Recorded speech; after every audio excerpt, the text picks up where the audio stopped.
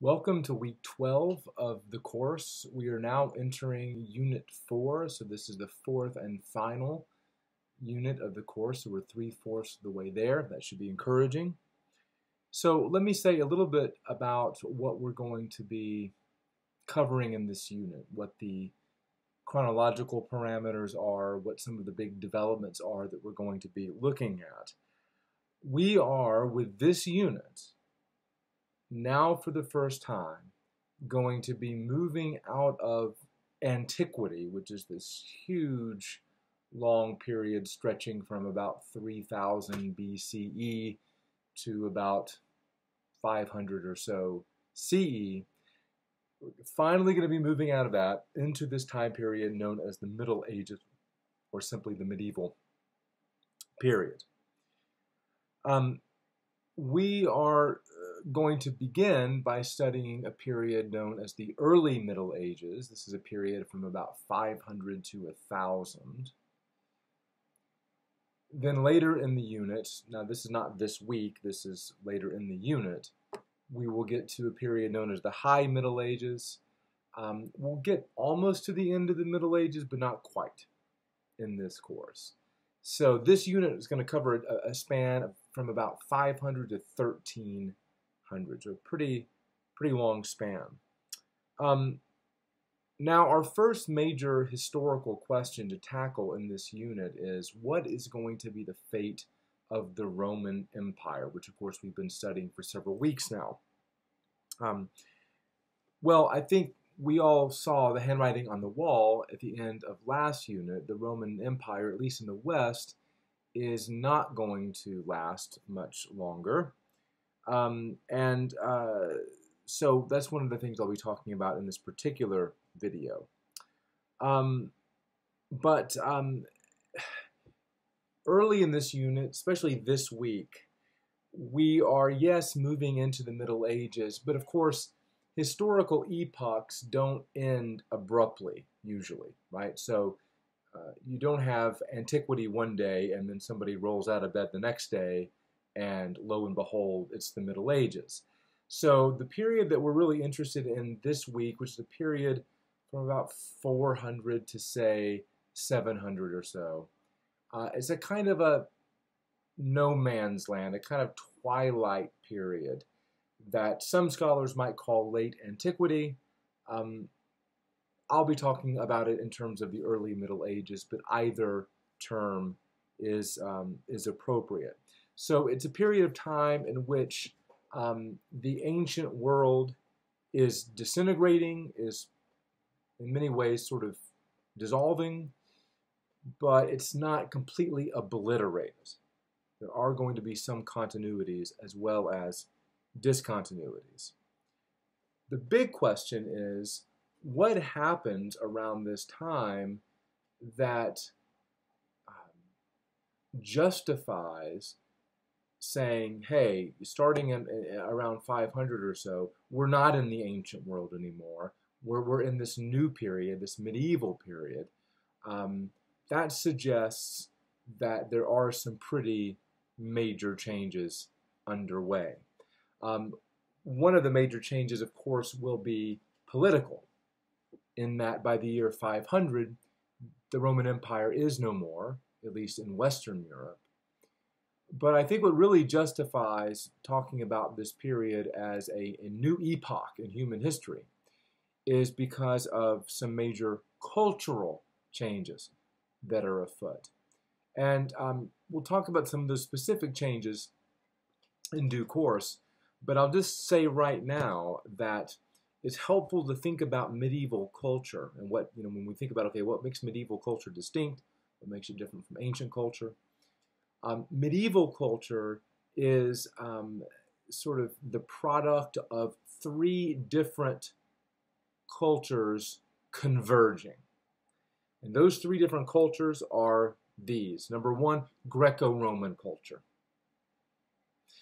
Number two, and I'll say more about this in just a moment, Germanic culture, the culture of those Germanic tribes that become so important at this time. And third, Christian culture. Because when we talk about Greco-Roman culture, normally what we're talking about is pagan culture.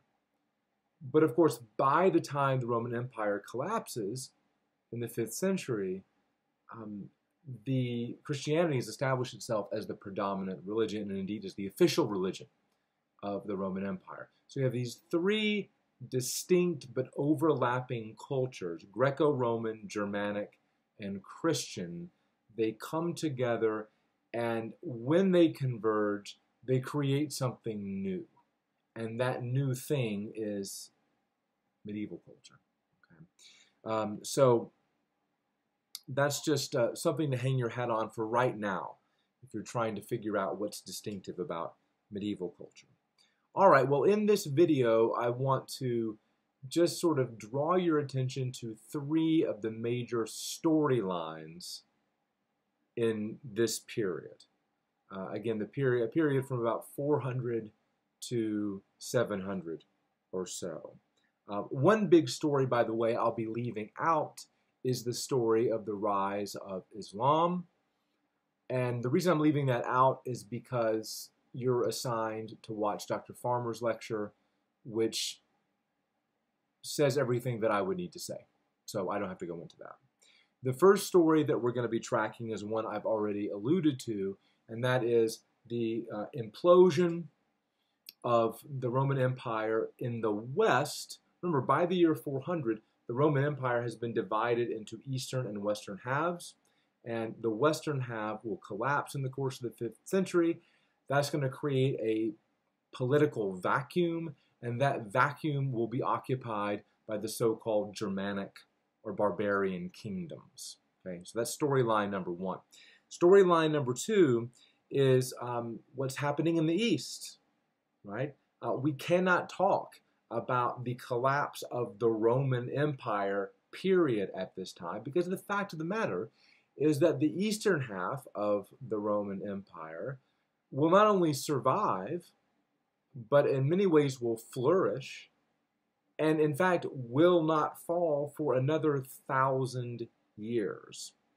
And this eastern half of the Roman Empire comes to be known as the Byzantine Empire. So that's the second storyline. We'll talk about the survival and the success of the Byzantine Empire, the Eastern Roman Empire. Third and finally, I think, and I'm a church historian, so I'm biased, I guess, but I think one of the big picture stories of this time period is the Christianization of Europe. If we're thinking about, and here we're going to sort of, well, we'll still stop around. No, we'll go a little bit further. We'll go to about 1,000 here. But if you look at that period that I call the early Middle Ages, 500 to 1,000. One of the big things that happens in this period is that slowly but surely, virtually all of Europe becomes Christian, right? At least in theory, at least in name. So I'll say a little bit more about that in a moment. But let's start with the first storyline, right? The collapse of the Western Roman Empire and the aftermath of that. I don't want to go too much into, sort of who these Germanic peoples are. I think the main thing to know is that there are a number of different Germanic tribes, and they go by different names. So there's Ostrogoths, Visigoths, Burgundians, Franks, Vandals, and so on. But they're all considered Germanic tribes because they're all speaking languages that are related to one another, which we call Germanic languages. And you'll read about some of their distinctive cultural customs in West in the world. Now, we've already talked in this course about some of the friction that was generated by the close proximity of these Germanic tribes to the borders of the Roman Empire. And of course, we talked quite a bit about the sack of Rome by the Visigoths in 410 and how that was a kind of a harbinger of things to come. After that, the Western Roman Empire still has a few decades of life left in it. But if you want to give a date to the fall, the collapse of the Western Roman Empire. That date would be 476. In the year 476, a Germanic general named Odovacar, Odovacar, who was actually a commander of the Roman army, rebels against the emperor because the emperor was not paying his troops. And after successfully deposing the emperor, Odovacar sends the imperial vestments, clothing, apparel, and regalia. He sends it over to the Eastern Roman Emperor in Constantinople, which was a symbolic way of saying there is no longer a Roman emperor in the West. So that's really the end of the story of the Western Roman Empire. The big question then, of course, becomes, well, what's going to take its place? There's a saying, nature abhors a vacuum, and this is true in politics too. Politics also abhors a vacuum. So when there's a lack of political power or control in an area, you find people scrambling to occupy that power, to assume that power. So what we get doesn't happen overnight. It happens gradually over time. But what we get is the establishment of a number of different so-called barbarian kingdoms, Germanic kingdoms throughout Western Europe. And you'll see that on the Week 12 module, I've uploaded a couple of handouts. One of the handouts, there's two parts of it. There's a map of the Roman Empire in 400, but there's also a map of Western Europe in 500. And if you look at that, you can see, okay, well, the Visigoths are in Spain. The Franks have established their kingdom in what is now France. The Ostrogoths have set up shop in Italy, and so on. Okay, and these some of these kingdoms will sort of last longer than others, but eventually there is at least some degree of political stability in Western Europe. But what I want to focus on is culture. That is the focus of the class, after all.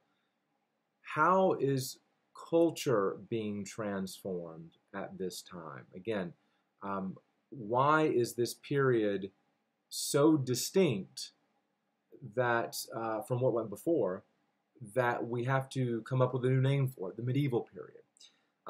So what are some of the big cultural trends and social trends as well? The first is a declining population. This was a problem actually all the way back to the days of Augustus, a problem that was never really solved by the Romans.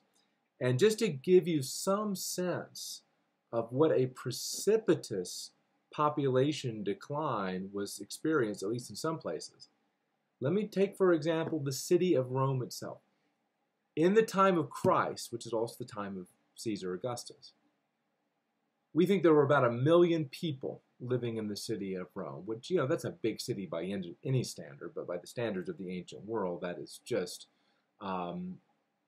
almost mind-bogglingly large. So 1 million people in the year, let's say the year 1, okay, CE. By the 8th century, something like 30,000 people. Okay, so Rome goes from being 1 million people strong to half the size of Johnson City. That tells you a lot about this population decline. And of course, one correlative of that population decline is a decline in urban life, the decline of cities in the Roman Empire. This is partly due to the tendencies of the Germanic peoples themselves, who really had a kind of rural culture, who were not really city dwellers. They lived in villages, yes, but not really cities. So you have this population decline, you have a decline in cities, there's a real decline in just sort of the material standard of living. Okay, the kinds of houses people lived in, the infrastructure, roads, aqueducts, things like that. Big civic projects like building theaters and things of that nature. All of these things are on the decline. There's a decline in trade as well. This is not to say that this period, the early Middle Ages, is necessarily a period of cultural decline. There's lots of interesting things happening, but I think we have to say in terms of just material standards of living, this is a step down from the time of the Roman Empire. One of the reasons why we get this blending of cultures that I already talked about in the early Middle Ages is because of intermarriage. Okay? So you have Germanic people marrying Romans and people of Roman stock and vice versa. You have pagans marrying Christians and so on. And so that's going to create the unique cultural stew that we call medieval culture. And always very closely connected to culture is language, and so we're going to see some important shifts in language at this time. Latin will continue to be spoken for some time, but various Germanic dialects will still be spoken, including the language that will eventually be called English. But Latin itself also kind of spawns these different dialects that we call the Romance languages. So French, Spanish, these languages are not at all fully formed in this period, but there are certain dialects of Latin emerging in these different places that will one day evolve into what we call French, Spanish, Italian, Portuguese, and so on. I've been talking about spoken language. I have to say that there is a real decline in literacy in this period as well. Finally, in the area of religion, and I'll come back to this with my third point, but what we see is that eventually all these Germanic people who, of course, were originally pagan, in the end, will all, or virtually all, accept Christianity, and Christianity as it's practiced in the city of Rome. Okay, so much for storyline number one. Storyline number two, the Byzantine Empire. Its survival, its flourishing. The reason, by the way, we call the Eastern Roman Empire the Byzantine Empire is because the capital of the Byzantine Empire is Constantinople, and Constantinople was built on the site of an older city called Byzantium. Okay, so that's how the name developed. Again, the Byzantine Empire is going to last a long time. It's not going to fall entirely until 1453, but for today, for this week, we're just focused on the Byzantine Empire, through the year 1000 at the absolute latest. And I want to focus specifically on the reign of Justinian and Theodora. I think you'll see after you read West in the World and Art Across Time that this is a really important period in Byzantine history, sort of the middle third or so of the 6th century is the time of Justinian and his wife Theodora.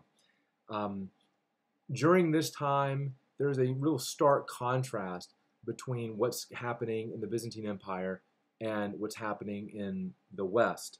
I talked about the decline of urban life in the West. Well, in the Eastern Roman Empire, in the Byzantine Empire, city life is flourishing. There are something like 1,500 cities in the Byzantine Empire at this time, and quite a bit of wealth. Of course, not everybody's enjoying it, but the material standard of living is higher than it is in the West. I mentioned Justinian and Theodora because of their accomplishments, which you'll read about. You'll read about the way that they reconstruct the cityscape of Constantinople by doing things like building the church of the Hagia Sophia. You'll read about how Justinian has some short-term success in reconquering some of that territory in the West, places like Italy, that had been lost to Germanic tribes. You'll also read about some of Justinian's pretty major contributions to Roman law as well. I want to say a little bit, though, more about religion in the time of Justinian. Remember, by the 390s, Christianity had been established as the official religion of the Roman Empire, and it will remain that way to the dying day of the Byzantine Empire. And Justinian is takes very seriously this idea that Christianity is the official religion. He is not a terribly tolerant person when it comes to religion. We're still at the point in history where not everybody in the Byzantine Empire are Christians. There are still a few Jews and still a few pagans knocking around, but Justinian doesn't like that, and he wants to do everything in his power to encourage everyone to accept Christianity. So he'll find different ways to restrict the religious and civic rights of pagans and Jews for that end. But there's something else to be said about Justinian and his religious policy. Not only did he see himself as in this kind of evangelical role, trying to convert everyone in the empire to Christianity, but even though he was not an ordained minister himself, in many ways he saw himself as the head of the church. Okay? And this is a view, the notion that the emperor is in some sense the head of the church, a view known as Caesaropapism, Caesaropapism,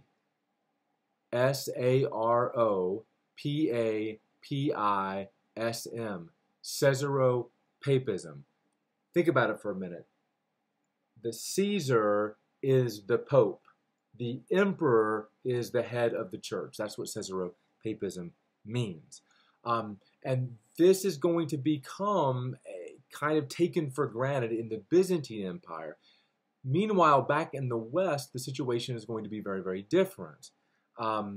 Because there is no large overarching empire in the West,